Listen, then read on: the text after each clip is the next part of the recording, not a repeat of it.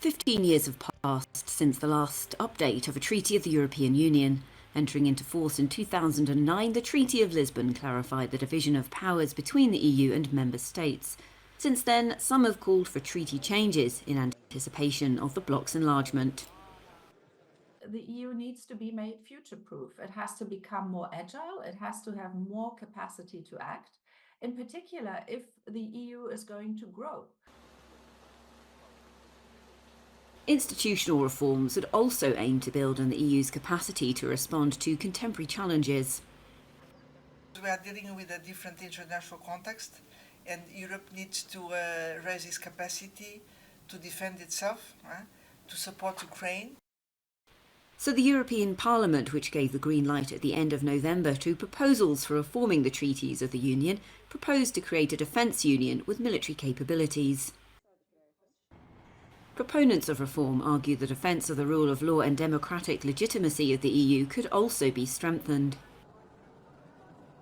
One of the major weaknesses of the European Union has been, over the past years, that it hasn't been able to protect the rule of law in all member states.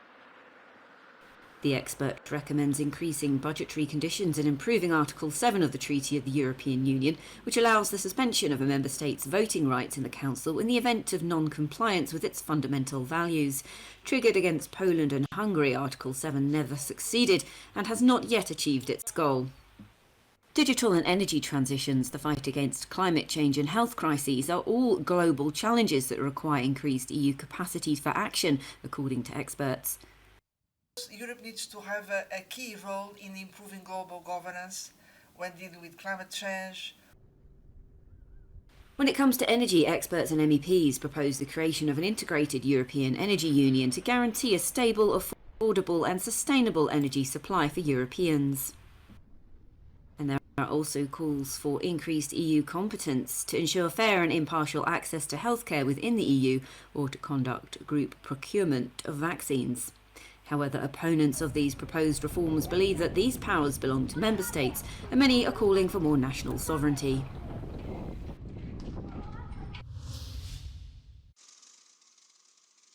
Czechia's Easter procession of the Burning Judas has begun. Only 28 villages in northern Bohemia carry out this ancient tradition. První zmínka o tom je v obecní kronice z roku 1893, kdy místní učitel doslovně napsal ten popěvek, který se dodnes zpívá. In line with ritual, the eldest boy in the village is wrapped in straw and turned into Judas. The straw suit, which weighs over 15 kilos, takes several days to prepare. Takový, jako kdybych jako můžu hejbat tak s většinou těla, ale omezeně prostě. Carolers lead the Judas from door to door in the village. The boys who take part are under the age of 15.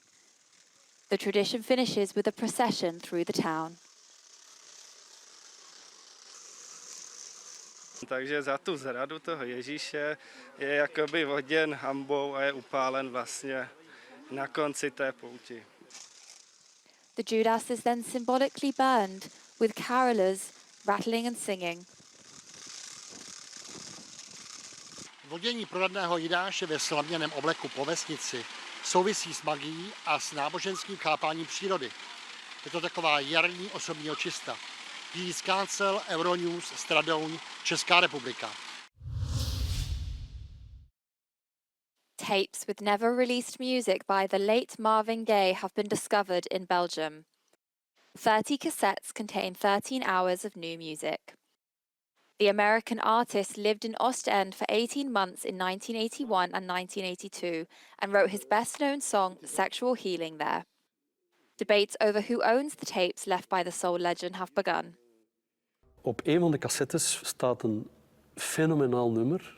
Het heeft een ganse dag in mijn hoofd gezeten en ik dacht, oh my god, dit is wel, dat is van hetzelfde niveau Sexual Healing. En dat is maar één, hè. We zitten er nog bij. Marvin Gaye was shot dead by his father in 1984. The hope now is that through the discovery of the cassettes, the music will be revived.